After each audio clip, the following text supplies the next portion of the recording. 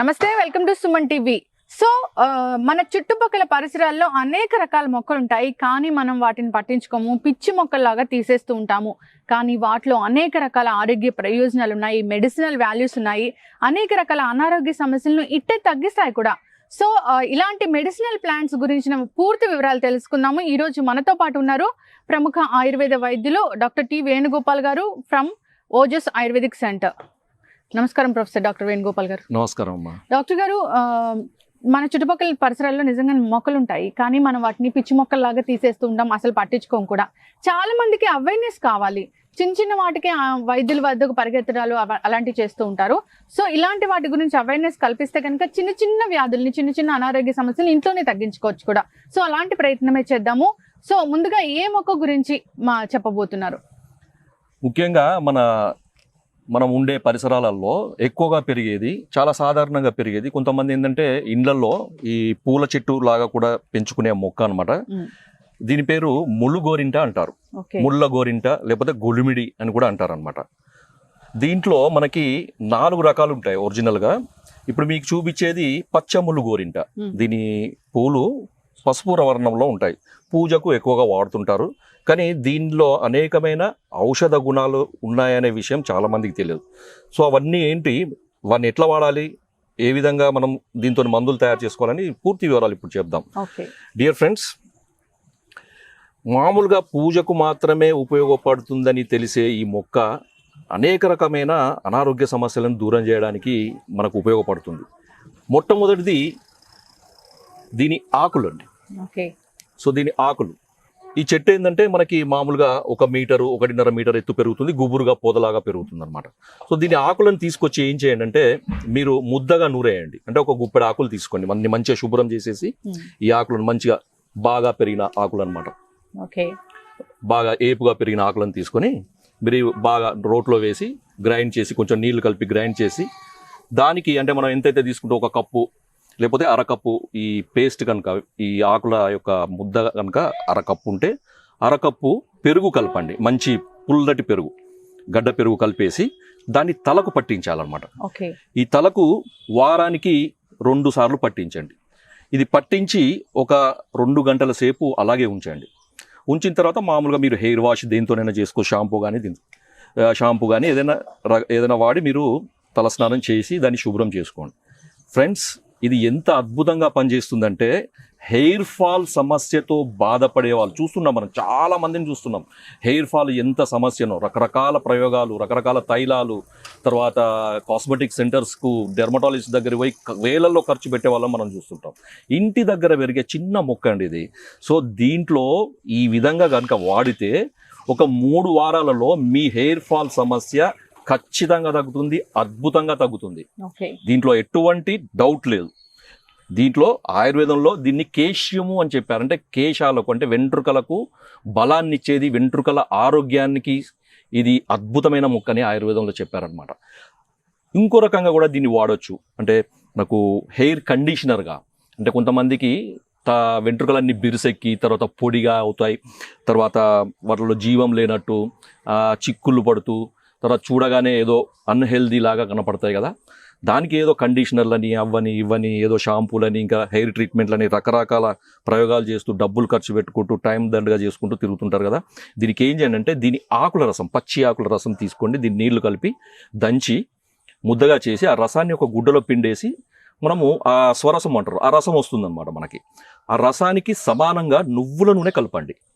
నువ్వుల నూనె కలిపి సన్నటి మంట మీద ఆ నీళ్లు ఎగిరిపోయేంత వరకు సన్నటి మంట మీద కాచండి. మనకి కొద్దిసేపటికి ఒక అర్ధ గంట నుంచి 40 నిమిషాలలో సన్నటి మంట మీద కాస్తుంటే ఏమవుతుందంటే, ఈ నీళ్ళన్నీ ఇంకిపోతాయి అన్నమాట.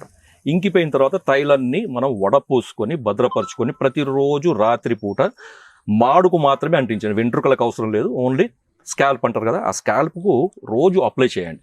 ఇలా చేస్తే వెంట్రుకల కుదుళ్ళు చాలా దృఢంగా తయారవుతాయి. అంటే బలహీనంగా ఉన్న వెంట్రుకలు, కుదుళ్ళు వల్ల ఏమవుతుందంటే హెయిర్ ఫాల్ అవుతుంటుంది కదా. సో దీనివల్ల ఏమవుతుందంటే ఆ కుదుళ్లకు మంచి బలం వచ్చేసి హెయిర్ ఫాల్ అనేది ఖచ్చితంగా తగ్గుతుంది. ఈ 2 పద్ధతుల్లో మీరు ఏది మీకు వీలైతే అది చేయండి. మనకు చాలా కాలం నిల్వ ఉండాలంటే తైలం తయారు చేసుకోండి, కొంచెం కష్టమైనా కానీ తైలం తయారు చేసుకొని వాడండి.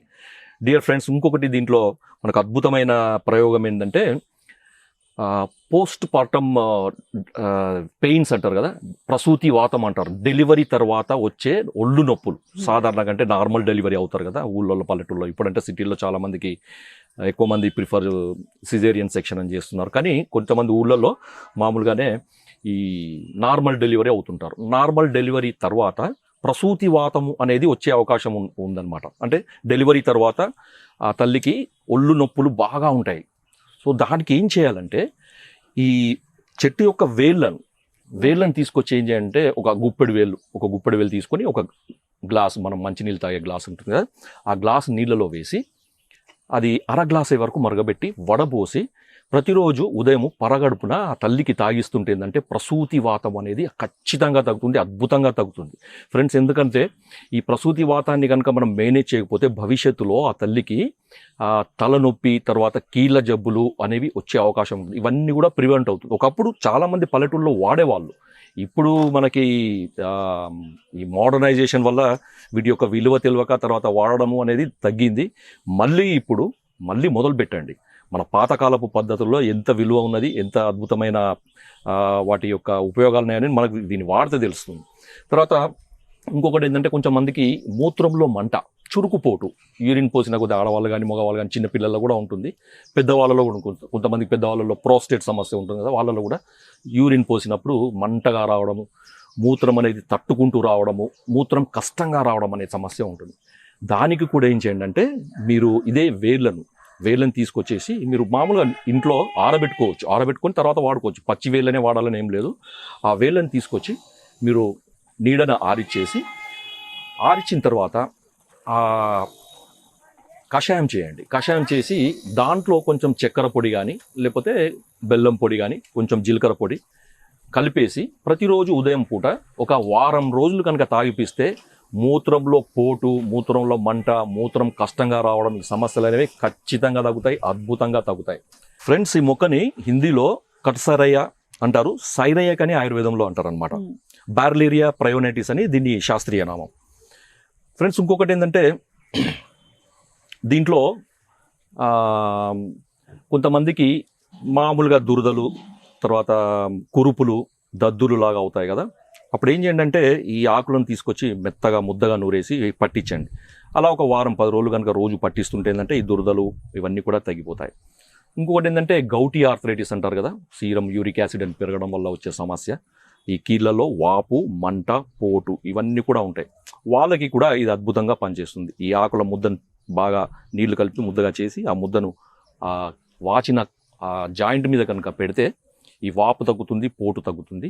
తర్వాత ఇంటర్నల్ మెడిసిన్స్ ఆయుర్వేద వైద్యుల సలహా మేరకు కూడా వాడండి ఫ్రెండ్స్. ఇంకొక ఉపయోగం ఏంటంటే ఉబ్బసం, అంటే శ్వాస తీసుకోవడానికి ఇబ్బంది కలగడము, ఆయాసం అంటారు కదా, అలాంటి పరిస్థితుల్లో ఏం చేయండి అంటే ఈ సమూలం అంటే మొక్కను వేర్లతో సహా తీసుకొచ్చి చిన్న చిన్న ముక్కల్లాగా కట్ చేసి నీడన ఎండబెట్టండి. ఒక 3-4 రోజులలో ఎండిపోతుంది. అది ఎండిన తర్వాత దాన్ని కుప్పనంత దగ్గరికి చేసి దానికి కొంచెం అగ్గి అంటిస్తే అది మొత్తం కాలిపోతుంది, అంటే భస్మం చేయాలన్నమాట. సో ఇలా భస్మం చేసిన పొడిని 1 టీ స్పూన్ మోతాదులో నీళ్ళలో కలిపి ప్రతిరోజు ఉదయం పరగడుపున తాగుతుంటే, ముఖ్యంగా చిన్నపిల్లలు, ఆస్తమా అనేది చిన్నపిల్లలను కూడా బాగా ఇబ్బంది పెడుతుంది అనమాట.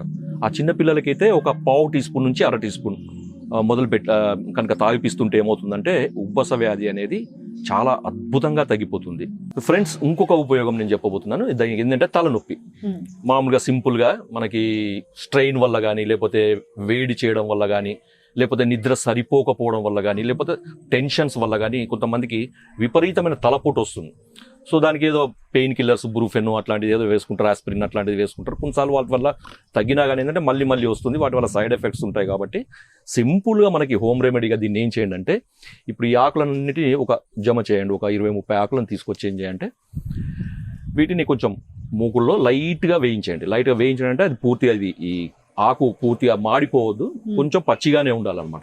సో ఆకులను కొంచెం మనం వెచ్చ చేసి ఏం చేయాలంటే ఈ తలకు పట్టించాలన్నమాట. ఈ తలకు పెట్టేసి అది పడిపోకుండా ఏదైనా గుడ్డతో కట్టేస్తే ఏమవుతుందంటే తలనొప్పి అద్భుతంగా తగ్గిపోతుంది. ఒక అర్ధ గంటలో మీకు తలనొప్పి చేతితో తీసేసినట్టుగా తగ్గిపోతుంది. కాబట్టి డియర్ ఫ్రెండ్స్, మనకు ప్రకృతి ప్రసాదించిన అనేక మొక్కలు మన చుట్టుపక్కల పరిసరాల ప్రాంతాల్లో ఉంటాయి. కాబట్టి వాటిని గుర్తించండి. ఇప్పుడు చూసిన ఈ వీడియో వల్ల దీన్ని ఎలా గుర్తించాలని మీకు ఈజీగా తెలిసిపోతుంది.